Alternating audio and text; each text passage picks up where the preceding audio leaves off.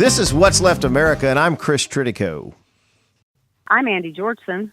I'm James Campbell. And I'm Chris Bell. What's Left America is produced by Left Out Media and brought to you by the generosity of our sponsors and friends like the Houston Federation of Teachers, Local 2415, AFL-CIO, and hopefully someday friends like you. Today we're going to cover transforming views. Can we have our discussion now? Is Trump screwing NATO while blowing Putin? Is Article 3 now Article 4? And of course, we'll close the show with Out of Left Field. Quit looking at me like that, Bell. We'll close the show, as always, with Out of Left Field. All right, let's get right into it. Transforming views. You know, Scarlett Johansson was slated to star in a movie called Rub and Tug, and when it was announced, there was widespread backlash on this. Johansson was slated to star as Dante Tex Gill, a real life transgender a person. I guess I don't want to be wrong about this, but a real life person who is transgender. And when they announced it, the transgender and gay actors and actresses in Hollywood just went crazy and said, wait a minute, we should be playing these roles. These are our roles. And Johansson jumped back and said, no, I can play this role, and said she wasn't going to do it. Now she said, look, I've thought about it. I'm backing out. I'm going to let a transgender person play this role. You know, I get that. Hollywood is still kind of dragging their knuckles in terms of evolution and in casting. As an African-American, I grew up, an African-American baby boomer, I grew up basically seeing white folks portray African-Americans in blackface and seeing Christopher Lee playing Fu Manchu and portraying Asians. And I think that when you saw Jared Leto, for instance, play Rayon in the Dallas Buyers Club, I think the transgender community probably said, well, wait a minute, we could play those roles. We're available. We can act. And I think as an African-American, I totally get that sentiment simply because Hollywood needs to show people as themselves. If you try to portray, Chris, as good as a host as you are and commentator, I don't want you to put on blackface and play Brian Gumble. That's not going to do it for me. I need somebody who can put. I could win an Emmy doing that. You can win an Emmy, but I totally get it, and I applaud. Well, Jeffrey Tambor won an Emmy. But wait. But I applaud Scarlett Johansson for basically stepping back and saying, okay, Hollywood, go find a transgender person to play this role, because if they work hard at it, they can do it. So Johansson said, in light of recent ethical questions raised surrounding my casting as Dante Tex Gill, I have decided to respectfully withdraw my participation in the podcast. Chris Bell, is it unethical to cast a heterosexual in a role of a transgender person? Well, my problem with this, we're not talking about Mickey Rooney portraying an Asian in Breakfast at Tiffany's. If you look at that in this day and age, that's offensive. But somebody playing a part that isn't them, there's a name for that. It's called acting, and that's what they do. They're professionals, and they take on roles that are not themselves. And so I hear what you're saying, but as she first pointed out, and I think this is why some people are upset, she pointed out the actor from Dallas Buyers Club, and she pointed out Jeffrey Tambor, who's won a lot of Emmy Awards, I believe, for his portrayal of a transgendered individual on his series. So why can I not portray do just as well a transgendered person? So I think that this is going a little bit too far. Andy, what do you think?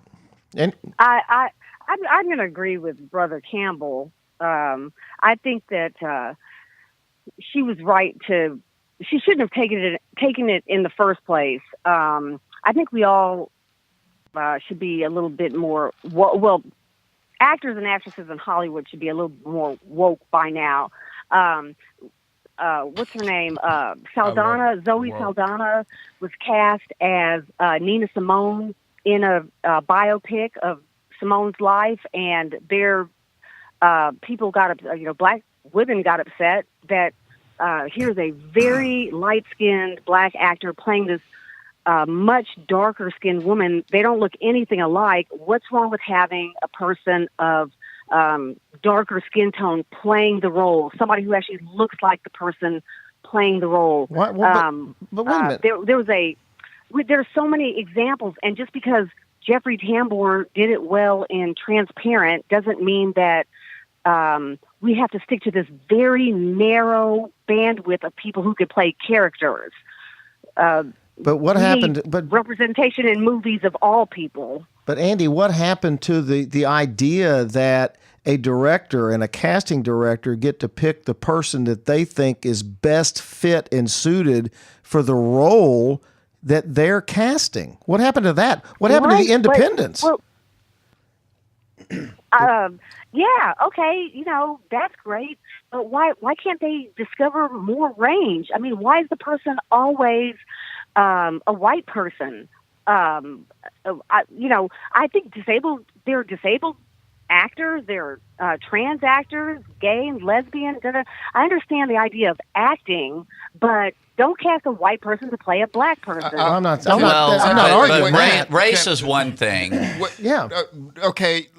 What I'm talking about is keeping it real. This is about authenticity. And you in this day and age, in 2018, what you're saying, Chris, is that Hollywood is so inept that they can't go out and find a transgender actor or actress that's kind of flip right there. I bet. To go out and find someone to play that role, Chris. And what I'm suggesting is that if Hollywood dug deeper and just not go for the low-hanging fruit, they could find a transgender actor to play that role. What you're saying is you're taking away creativity. I'm saying this is about authenticity. And when this movie comes out with Scarlett Johansson playing that role, that's not authentic to me. That is a woman acting like a transgender person, not a transgender But there's also the issue that I'm investing millions and millions of dollars into this project. And I know Scarlett Johansson is a proven product. Well, let's just go back to blackface. Hang on, let me finish. I know Scarlett Johansson is a proven product. I know she's a proven actress, and I know that she can deliver the role. I don't know that someone who's never proven themselves at this level can deliver. And if I'm going to put $100 million into a project, I want an actress that I know can deliver the product. What's wrong with that? If I've got my $100 million on the line. If you are an executive producer and a funder of a movie, yes, you should have some choice, but you should also be interested in the authenticity of the character, because if you try to sell a person who's heterosexual as a transgender, you basically have eliminated a whole bunch of your audience, because people who are transgender aren't going to go see that movie. What about that, Andy? Well, it's funny how all the proven actors are all white. So it's like saying, well, all the best actors, all the people who can carry a movie on their own are white, and we don't know how it got to be that way, but we need to keep casting white people because those are the ones who are. Well, let me push back for just. Hang on, I haven't seen a picture of Dante Tex Gill, but I'm just going to guess that this person was white, and that's why they were looking at Scarlett Johansson. I don't think this is an issue of race; it's an issue of sexuality. I think that's why we're Scarlett Johansson was put in that role, not a race issue. I just heard this weekend, because Shawshank Redemption happened to come on at this lake house gathering that I was at, and someone pointed out that in the book the part of Red is like an Irish white guy, and it was played by Morgan Freeman in the movie, and of course he was absolutely extraordinary in that role. So I don't think it always is just to the benefit of white people. But when we're talking about race, I think that's completely different than this. And you've seen a lot of instances. Brokeback Mountain, which was a highly acclaimed movie, you had two straight actors playing I would gay grant, guys. I would grant that it's not exactly about race, because if you saw the play Hamilton, they flipped that play on its head and made it a people of color. Part of the power of it. To me, this is about authenticity. And you're basically selling a straight person as a transgender person. And I think Hollywood can do better than that, because we're in 2018 and those people are out there wanting to be themselves and play themselves on the screen, Chris. And so Hollywood is basically saying, we can't find a transgender person but James, to play this. Michael Douglas played Liberace. I think there were probably a few gay actors that could have played Liberace, but they chose Michael Douglas on the strength of his name, and Matt Damon played his partner. Yeah, are gay actors and actresses going to start complaining when they only get cast in gay roles? I'm not saying typecast them, Chris. What I'm suggesting is that Hollywood can do better in going out and finding transgender people to play a transgender role. This is sort of a new thing in Hollywood where you have transgenders actually in lead roles. And they need to do better, and even in casting them. And Hollywood needs to do better. That's basically saying, we can't find somebody. It's new that we've been discussing it. Yeah. But I think it's about authenticity. All right. Listen, this was a great discussion. So, Andy, I just ask you one question. I meant to ask you at the beginning of the show. Where are you? Where are you? Oh, I am at our summer home in Bootviken, Sweden. Our summer home. So I'm in week 3 How nice. of my whirlwind European vacation. So you want pictures? Can you say that word, that place phonetically? Our summer house. Oh, Bootviken. Summer house. Bootviken. Do you feel like you're the very definition of a limousine liberal, Andy? Indeed. Yeah. I was gonna have a summer home, but it would have been in Pasadena, Texas. On wheels. On wheels. All right, we're gonna have to move. I'll post pictures to our Facebook page. Please do. All right, we're gonna have to move on now. We're gonna talk next to Chief Art Acevedo of the City of Houston Police Department, and we're gonna talk about, can we have our discussion now? Chief Acevedo leads a department of 5,200 sworn law enforcement officers, 1,200 civilian support personnel, and an annual general budget of $825 million in the fourth largest city of the United States. But here's this. The first Hispanic to lead the Houston Police Department, Acevedo brings in a unique understanding to the concerns of diverse communities in the city of Houston, because he was born in Cuba. He was 4 years old when they immigrated to the United States with his family in 1968. What a great perspective to have in our country right now. Chief Acevedo, thank you so much for joining us. Hey, thanks, guys. It's really, I'm glad to be on and look forward to the conversation. One of the things that we really wanted to talk with you, I want to talk about the immigration thing that's going on in a minute, but one of the things that really we wanted to talk with you about was, and one of the things I've talked about for months and months and months, is can we have a discussion now, which is about gun control.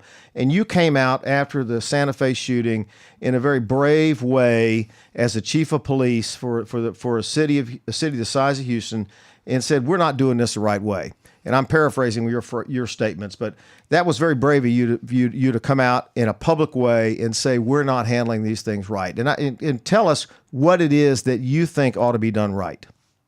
Well, I think we need to do something besides offering our thoughts and prayers, which it seems to me that's what policymakers do, is they offer thoughts and prayers, and then they bury their heads in the sand and do absolutely nothing to address what I think is a public health crisis in our country, and that's the scourge of gun violence in society. There's nothing you can do to completely eliminate it, but there's a lot we can do to try to keep firearms in the hands of law-abiding Americans of sound mind. And sadly, just a week ago, Congress once again they don't even want to listen to anyone that would be even interested in trying to study the problem in our country. I mean, it's like a no-go. So I think we need universal background checks. We need to have a red flag system with people that are suffering from, some type of psychological crisis. And we need to move forward on these things, like not allowing people to go to gun shows and say, I'm a private seller, and sell their AR-15 to the highest bidder, regardless of whether or not they have ID, or regardless of whether they go background. So to say there's nothing that can be done is disingenuous, and to just offer thoughts and prayers, I think, is cowardice, and in a great respect, it's neglect of duty on the part of lawmakers at the state and federal level.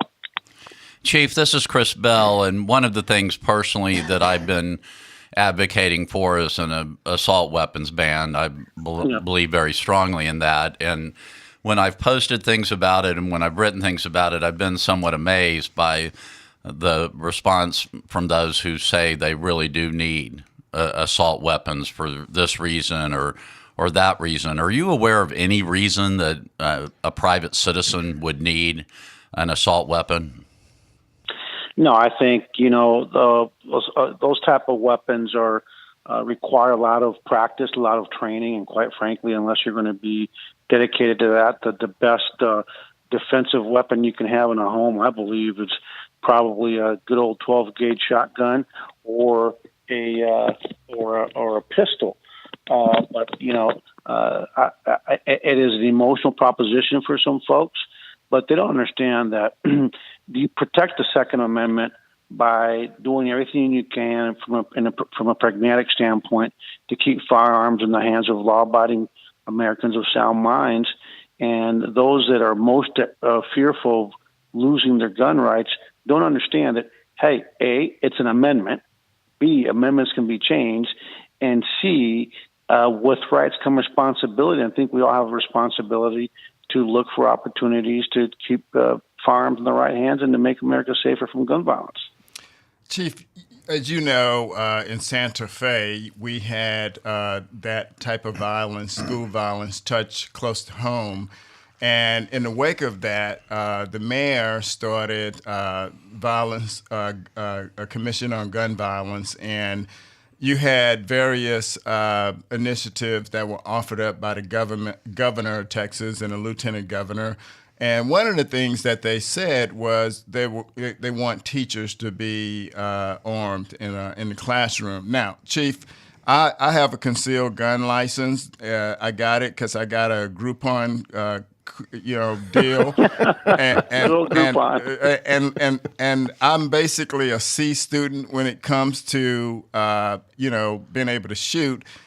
What's your thoughts on having teachers armed in the classroom when trained law enforcement people get nervous when in a tense situation? Yeah, I think first and foremost, we need to ask teachers what they want, because I can tell you I have a lot of educators that are friends. I have educators in my family, and I can tell you I have yet to meet the ones, at least in urban environments, that are interested in becoming marshals for the school. They want to be able to educate children and focus on educating kids, not being the frontline marshals. What people don't understand is that police officers that are highly trained, presumably that go to the range on a monthly basis, that really are on the front lines when they're in critical incidents. If people only knew how often, they don't even hit their targets. Now let's put those firearms in the school environment where teachers are not going to be practicing as much as police officers. One, B, now you have introduced firearms into the school environment where we've already seen reports around the country where we're already having accidents and mishaps involving firearms in the school because employees had firearms in the school. So I think that just creates more problems. But I don't think those decisions should be made in a vacuum, and it should not be a one-size-fits-all proposition. And most importantly, I think we really need to make sure that we allow teachers to weigh in and have a say administrators, teachers, and faculty and classified on what goes on in the schools. And ultimately, parents need to weigh in as well. Chief, what would you like to see the mayor's commission on gun violence go? Well, Mayor Turner, I think when I put that, we're talking about Mayor Sylvester Turner of Houston, right, of Houston, put together a real diverse group of people from different disciplines, from in and out of government, to come up with some recommendations that are due to him sometime in August. And I don't want to speak for the mayor, but I think his plan would be to take those recommendations and report back to this community and report back maybe through the legislature on what do we believe here in Houston through this commission can be done to further safeguard society from gun violence. And so hopefully that'll be coming out next month, and we'll have some good ideas. But I think the more that we talk about the issues, the more that we put pressure on state and federal officials, the closer we get to actually starting to address gun violence in our country, which is I think it's a big embarrassment that we lead the rest of the industrialized world in the number of people that die every year from guns. And I see this is Chris Tritico. I see two problems with that and what you just said. The way we lead the world in gun violence, and that is two things. First is our state legislatures and our United States Congress refuses to take any action that would go against the NRA in their viewpoint. And second is our refusal to address mental health issues in the United States. And here in Harris County, where we live, where you are the chief of police for the city of Houston, the fourth largest city in the country, the Harris County Jail is the largest mental health hospital in the United States.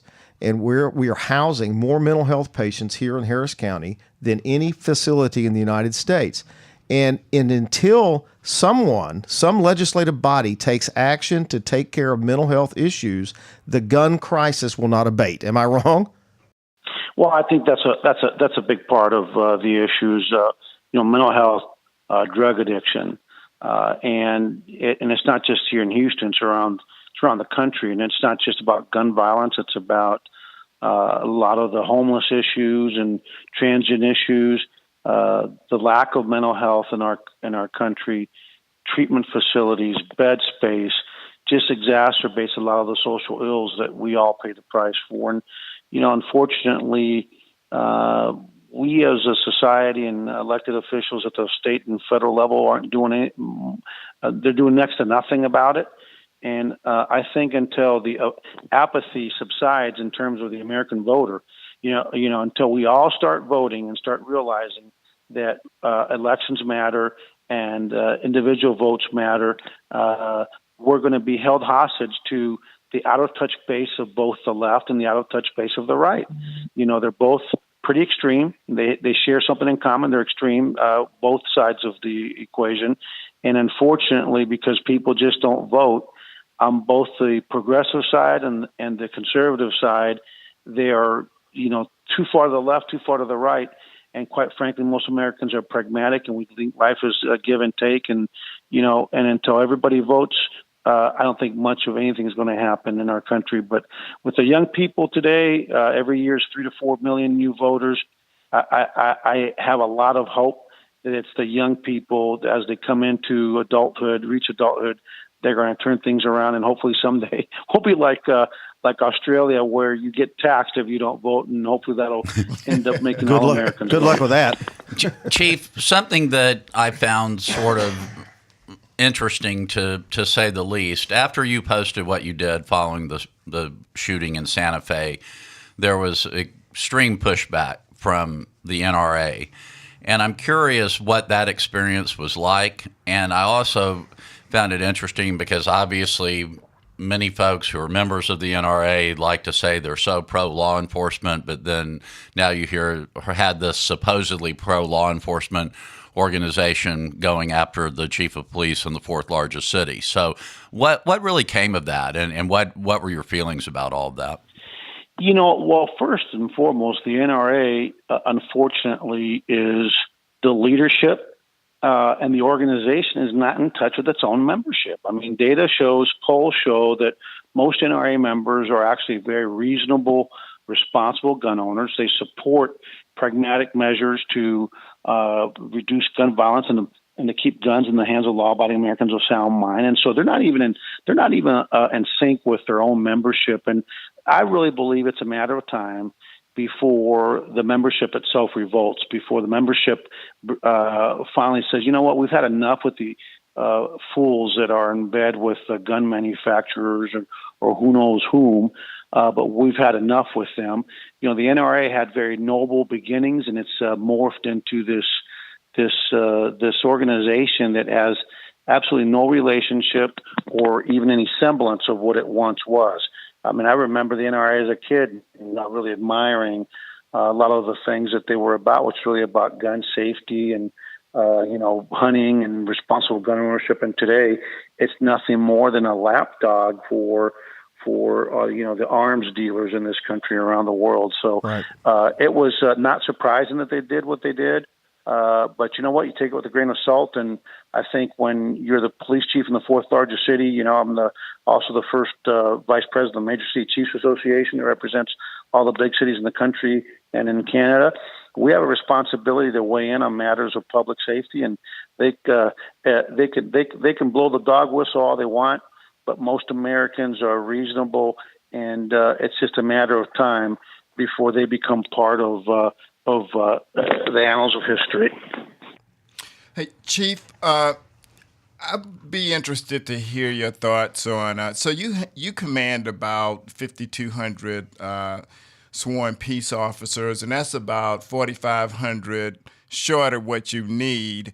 But yet the federal government is trying to deputize local law enforcement agencies to become ICE agents. How do you feel about that?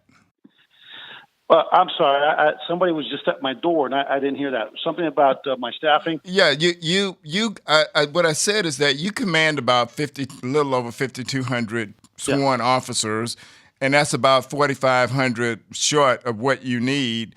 Yet the federal government is trying to deputize local law enforcement agencies to become ICE agents and basically track down, people who are in the country illegally. What do you think about that? Oh, Lord, you mean the federal government needs to focus on what their mission is, and immigration enforcement is predominantly it's exclusively a federal responsibility, and that's them just trying to really pass on the responsibility to somebody else. But at the end of the day, what's really funny about all this is that if people would just take a step back and use their intellect when they're looking at these issues and realize that what people are focusing on both sides of the aisle, but both extremes of the aisle, is on primary politics, and all that stuff is about primary elections and just keeping the bases on both sides of the aisle happy and the political theater, when in fact what we need to do is keep our law enforcement agencies focused on the front lines on combating violent crime and property crime and crime that impacts Americans every day. Look, when you look at the fact that I'm at 5,200 cops for a city of 640 square miles, we have 300 fewer cops today than we did 20 years ago, but 500,000 more residents, right? And at the same time, we've reduced our non-sworn support staff by about 43%. We need to have our cops focus on going after gang members, whether they're documented or undocumented, and going after crooks, right? That's why I say at Houston PD, we chase crooks, not cooks, because we're better served in terms of safety when we do that than in terms of trying to become ICE agents and going after day laborers just because of their immigration status. It doesn't make any sense. It has nothing to do with safety, and it has everything to do with appeasing a base. Having your family having immigrated here from Cuba at a time when Cuba was at its worst, I guess, and it's still bad. I'm still fighting the Cold War. Okay, and still and coming in here and being welcomed by this country, how do you feel about what's going on right now with the rhetoric and the harsh words for people fleeing fleeing what's going on in their countries and fleeing violence and just trying to come to this country and be free? It's heartbreaking because we're a pragmatic nation. We're one nation under God, indivisible, and right now we're not being very Christ-like. We're not being very Judeo-Christian-like, and we're adrift as a nation, and it breaks my heart because I'm not an American by birth, but I'm an American by the grace of God and by choice. And I love this country. I love everything it stands for, and what we've been seeing in the last few years is just absolutely contrary to, over 244 years, whatever it's been now, of absolute being the beacon of hope for planet Earth. And I think as a result of having that mindset, that collective mindset as Americans, that we really have been, one of God's favorite nations. And, if we're not careful, the good Lord, if you read the Bible, he's burned down a few cities throughout history. I would hate for him to lose faith and favor with the good Lord up above, because what people don't understand is, as it relates to immigration, we're not having babies. The birth rate around the world is completely on the decline. As a matter of fact, the only way we're going to end up continuing being a world power is through immigration. And what people don't understand is that immigrants today have other choices. There are a lot of other industrialized nations that are much more welcoming. If we're not careful, of the best and the brightest, rather than wanting to come to the United States, they're going to end up going to England or Australia or New Zealand or Canada or somewhere else where they're more welcome. And it is a fact that the only way we remain a world power and the superpower that we have been for many, many, many, many years is through immigration. So we need to start really taking a step back, removing the emotion out of these discussions, and starting to rely on our intellect, and ultimately going back to what got us to where we're at in the first place, the greatest nation on earth. And it was really a nation of immigrants, founded by immigrants, right? And built by immigrants, sustained by immigrants, and the only way we're going to sustain into the future is through immigration. Chief, thank you so very much. We really appreciate your calling. That's Chief Art Acevedo, Chief of Police, City of Houston. Thank you so much, Chief. Have a great day. You're welcome, guys. Have a great weekend. That was Chief Art Acevedo. Thanks so much, Chief. Now we're going to talk about our next topic. Is Trump screwing NATO while blowing Putin? Chris Bell wrote that. I did not. I will not take credit for that. I think it's quite humorous, but I did not write it. It's filthy, and I don't engage in filth. No, yeah, that does not sound like Chris Bell to me. No, actually, to be fair, Brother Campbell, I took that from him, but I cleaned it up, quite frankly. He wrote that, but I cleaned it up. All right. Donald Trump went to the NATO summit last week, and he went in there with the 12-inch guns loaded, as everybody expected that he would, and attacked just from the beginning. Attacked before he got there. Attacked at the first breakfast he attacked. He said NATO was a puppet of Russia. Why are we paying to protect Russia if they're a puppet of paying to protect Germany if they're a puppet of Russia? And he attacked the whole time. It was so bad that at the conclusion of the summit, our generals got on the phone to all of our allies and assured their counterparts that we are not pulling out of NATO. I don't even know where to start. It was such an extraordinary week and such a horrible week for the United States and in terms of these age-old alliances. And some people want to suggest that he knew what he was doing, and others, I think, more accurately are suggesting that he had no idea, that he really has no idea how NATO works. I've heard repeatedly now people trying to explain this is not a country club. This is not some golf club where people pay dues and everyone's required to pay the same, and you get kicked out if you don't pay your dues. It doesn't work that way. The thing that kills me is he keeps pushing for all of the NATO partners to go to 2% of their gross national product, which was a deal that Obama cut while he was the president for everyone to get to 2% by 2024. And so he's doing this like it's his idea when it was already a deal that was already cut. But then he started talking about 4% when the United States isn't even at 4%. 4%. So it was all over the place. Andy, go ahead. I don't think that. I think that whether Trump knows how NATO works or not, Vladimir Putin wants to sow discord among the NATO allies, and he wants to split the United States off from Western Europe, or our allies in Europe, and that is Trump is carrying this water for Putin is very suspicious. Trump doesn't have to know how NATO works. He just has to know that what the foreign policy line of Russia is, and he has to transmit it.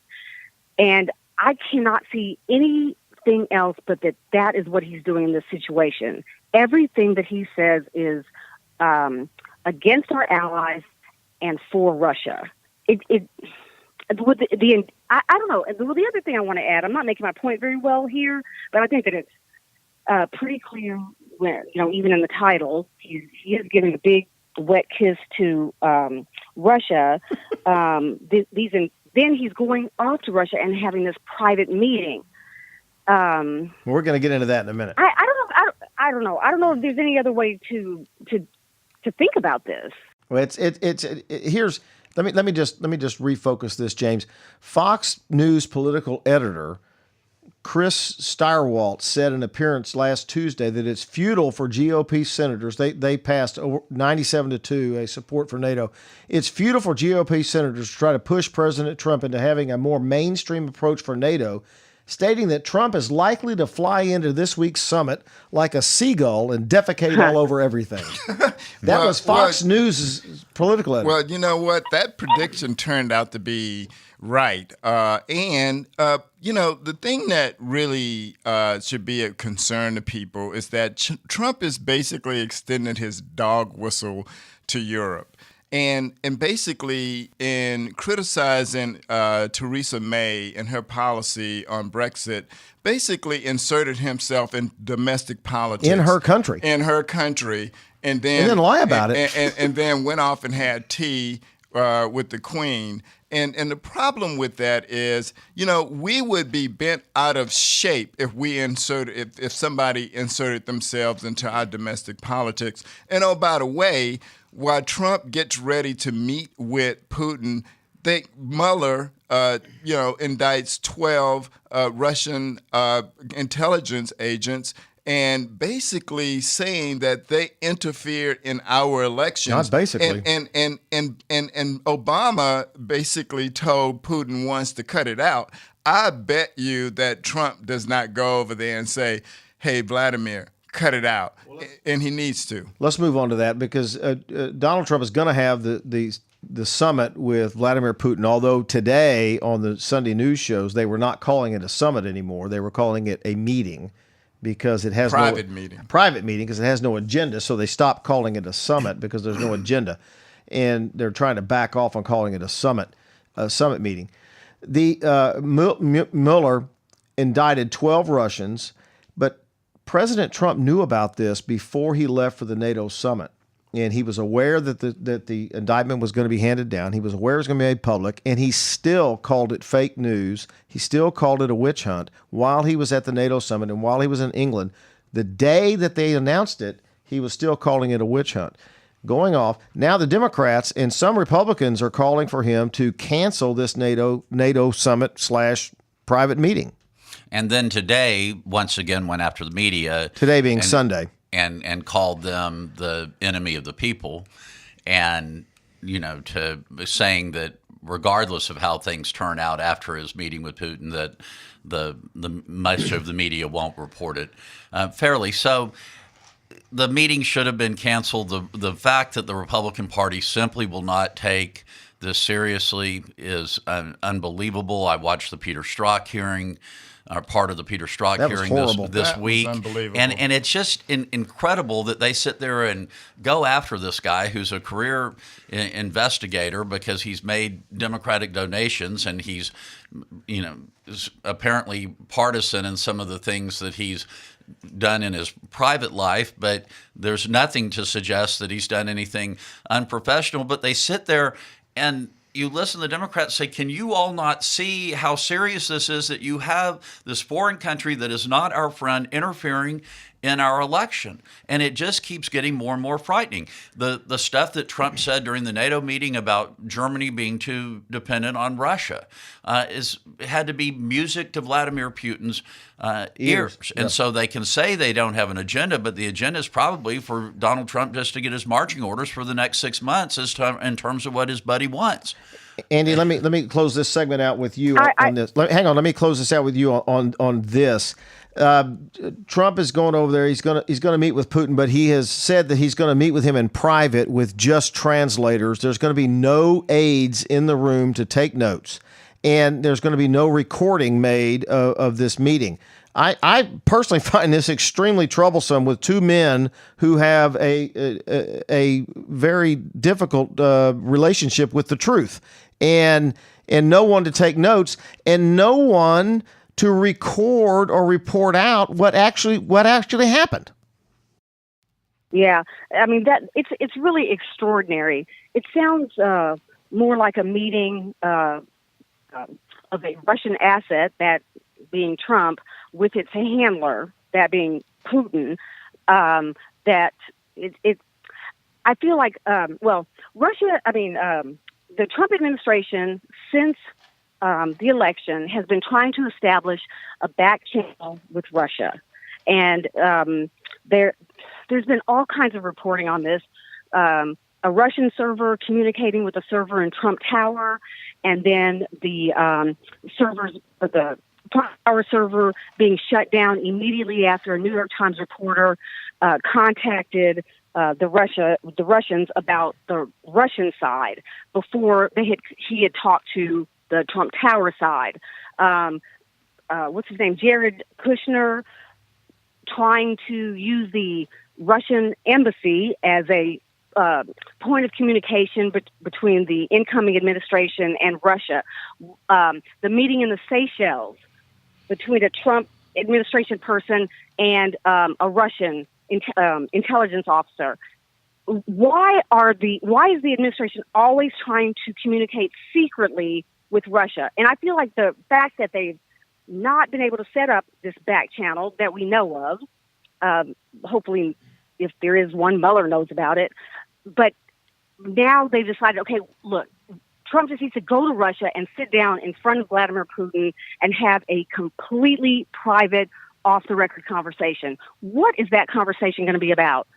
Well, we'll find out. Now, Chris, one last question on this, Chris, because you served in Congress. There's nothing illegal or immoral or improper with the president having a private conversation with the leader of another country, but at a summit meeting, shouldn't these things be with aides involved so we know what's going on? Absolutely. Why? That's the way a summit is supposed to work. And so the chumminess of these two, I think, is what is so disconcerting for many of us. Yeah. It's just a very strange type of relationship to have with someone who's been an adversary or is an adversary. All right, let's move on. Is Article 3 now Article 4? And you'll understand why I wrote it that way as we get into this with the expansion of the courts. Is Justice John Kavanaugh Brett, I'm sorry. Why did I write John? Brett Kavanaugh was nominated for the Supreme Court by Donald Trump last week. And look, this guy, he is clearly qualified to serve on the United States Supreme Court. He's got all the qualifications that he needs. The question is, you ask a Democrat like Chuck Schumer. He said, "I will oppose Judge Kavanaugh's nomination with everything I have. I hope a bipartisan majority will do the same. The stakes are simply too high for anything less." Or you ask someone else on the Republican side, and they are just singing his praises. He's coming in. Simply, James Campbell, the Democrats don't have the ability to block this. So this is going to be, as we talked about last week, a fight on the Republican side. Well, I think this segment deserves Brett Kavanaugh's background music. So allow me. Take me out to the ball game. Take me out with the crowd. Buy me some peanuts and Cracker Jacks. I don't care if I never come back. Let me root for the home. That's enough. Oh my God, you sing the whole song. Anyway, so it's frightening that Supreme Court justices can be generational, and that's the thing that really bothers me about this pick. No, the Democrats can't do anything about it, but sandbag it. But they can't even do that. But I'm talking about Democrats in general and independents to understand that elections have consequences, and if this is not an example of that, and you're going to talk about it a little bit later, but this whole idea that the courts can be stacked for years and affect policies and your kids and my kids and grandkids is something that should be frightening to most, independent and progressives and Democrats and even Republicans. And so the Democrats need to really think about how they're going to mobilize their voters to get them out, to make them understand that not only does the Supreme Court matter, but also the state courts, the lower courts. This is something that people don't really think about when they go out to vote, and the consequences that these types of elections have. And so, well, I think people were thinking about it last time. There was a great deal of talk in 2016 about who would be in control of the Supreme Court. But I think what's most troubling about this is that in watching how the debate started evolving this week, what I think some of the stuff, like James talked about, him buying baseball tickets on credit, I don't really care about that. Cares? I think people need to focus on the fact that, his record. And what's really interesting is that he has the longest paper trail of anyone who is being considered by Trump for this appointment. Apparently, Mitch McConnell had told him that Kavanaugh would be the most difficult to get confirmed because of the length of his paper trail. Yet he's also the one who has made it clear in past writings that he does not believe a sitting president can be indicted. And many believe that because of that position, that earned him this nomination. Right. And that's really frightening. But I think as the fight goes forward, that it really needs to be focused on the issues, the decisions that are going to be forthcoming. And as James correctly points out, just how much he can do to really change the world we live in. Andy, there's going to be pressure on at least three Senators Heidi Heitkamp of North Dakota, John Manchin of West Virginia, and Joe Donnelly of Indiana, all of whom are running for re-election in states Trump won handily in 2016, and Trump still polls high in all three of those states.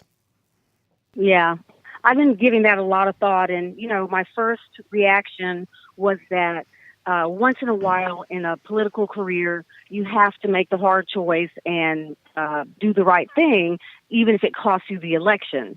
And but then, giving it a little more thought, that'd be great if they could somehow prevent this nominee from going forward by voting against him. But if they lost their seat in the next election to a Republican, then where are we? I think it's a really hard choice, and unless the Democrats can make a convincing case for, so that they can go to their voters and make the case that they made the right decision in voting no, it's just going to be really hard for those Democrats. But the case to be made is the one that we've kind of been saying in a vague way, change the court for generations to come. Well, think about what that means. What are the decisions coming up? They're going to be on civil rights issues, voting rights issues, LGBTQ issues, and of course, Roe v. Wade. This is going to turn the clock back. It's going to also when these issues like gerrymandering come up, which is also going to be teed up for the a future court, the near future, Democrats are going to have a harder and harder time getting into office. And that frightens me more than anything. Well, if you roll back voting rights, Democrats can't ever get elected. There'll just be more and more. I don't know. This is a very worrisome development, along with the Russia thing, along with NATO. I'm feeling a little panicky over here in Europe because I tell you what, the Europeans are not happy. You better with us get right back now. You better get back. All right, Yeah, let me change topics here. We're almost out of time. Let me change topics here. The Trump administration and the GOP have a plan to increase the size of the federal judiciary by 30 to 50% and make all agency judges lifetime appointees, ensuring that Donald Trump's imprint on American courts and culture for 50 years, for the next 50 years, Chris Bell. We've been talking for years in the legal community that the size of the federal judiciary is woefully understaffed and that they needed to increase the size of the judiciary. The Republicans wouldn't do it while there was a Democrat in the White House, and the Democrats wouldn't do it while there was a Republican in the White House. And now they're trying to jam this through before December 31st of this year so that Donald Trump can increase the size of the judiciary by up to 50%. Well, I don't think they have enough time to accomplish it. So that's the one encouraging factor. It would be horrifying, given the power of federal courts, if he was able, and the agency courts is just as horrifying. And for him, think about what he said when he was running, that they shouldn't be lifetime appointments, and now he's talking about turning agency judges into lifetime appointees.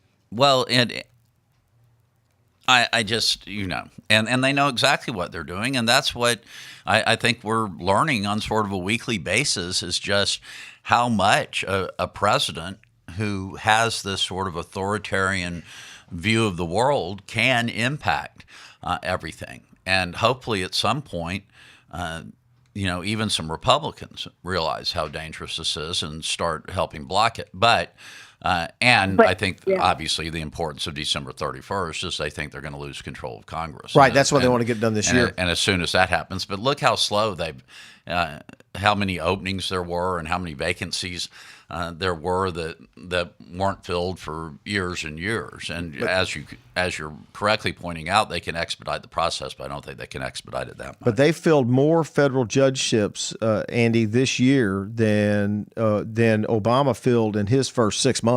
Man, I think that the key to the Congress not pushing back on Trump is the judiciary. It's the ability to appoint these judges, because we already know that the Congress is not acting as a check on the president. And now I think that we can safely expect that the Supreme Court is not going to push back on the agenda of the Republican Congress, that I think that's why that's the main reason that why block this president when he's carrying your water? Let's get these judges appointed. Let's pack the courts. He could be in office for 8 years. That is a long timeline for turning the U.S. Court system into a Republican power center. Power base. There we go. I'm not explaining myself. No, you did good. It turned into a power base. I think that's what you were trying to say. Okay, let's move on now. We're going to move into out of left field right now. James, you want to go first? Yeah.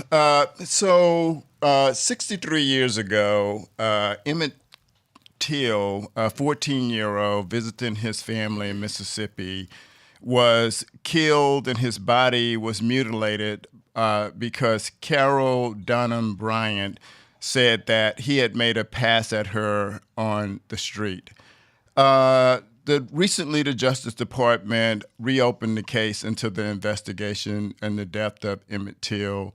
And while that might be cause for celebration in another time, both of the suspects are dead.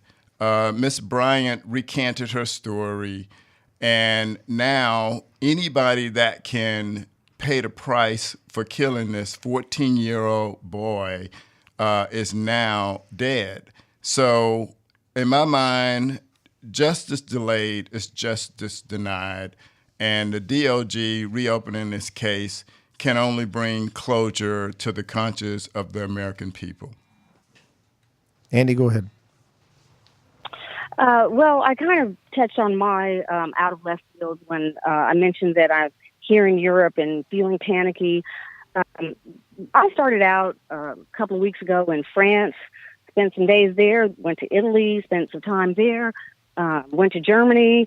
Now I'm in Sweden, and everywhere I've gone, family and friends and total strangers have been asking me when they meet me, what is going on in the United States?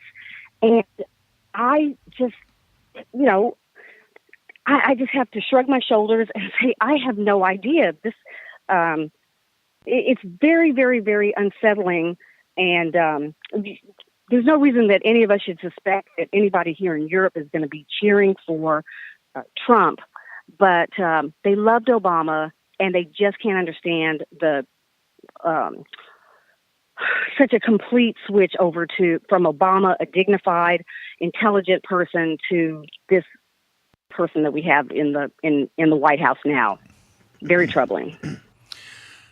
I'm going to use my out of left field this week to admit that I'm a big enough man to say when I'm wrong. And on one of the first shows that we had, I said that when I found out that Houston Astro Josh Reddick was a Trump supporter, that my impression of him changed. And Chris Tritico said, well, that's wrong. I don't think that that's the way you should view folks. And Chris, you were right, because this week on July 21st, Josh Reddick Stadium will open in Josh's Georgia hometown. Josh Reddick himself has put $1 million into the building of the stadium. That one of the most incredible things about it, it has been built so that special needs kids will be able to be introduced to baseball and be able to play baseball in this very unique stadium. So here's a guy who has done apparently countless things for his hometown because of his success, and now is going to this great lengths. And I shouldn't judge him harshly just because his politics are different than mine. What was that statement you said again? Chris, that I was wrong. Chris Tritico, you were right? Yeah. Oh, thank you. You sound like my wife. So my out of left field this week is grounded in Donald Trump's world tour. When I was growing up and going to school and here in Spring Branch, right here in Houston, Texas, my mom and dad taught me that if you're going to talk to people, you ought to be nice. And when I wasn't nice, my dad grabbed me and he slapped the crap out of me on the back of my head. And he said, if you can't say something nice, then keep your mouth shut. I wish Donald Trump would do the same thing. And I wish Theresa May should have slapped the shit out of him. I wish Theresa May had slapped the crap out of him. And my problem is I don't mind when the president of the United States gets tough. I think that there are times when the president has to get tough. What I do mind is when the president of the United States gets rude for the sake of being rude. And that's what he's doing.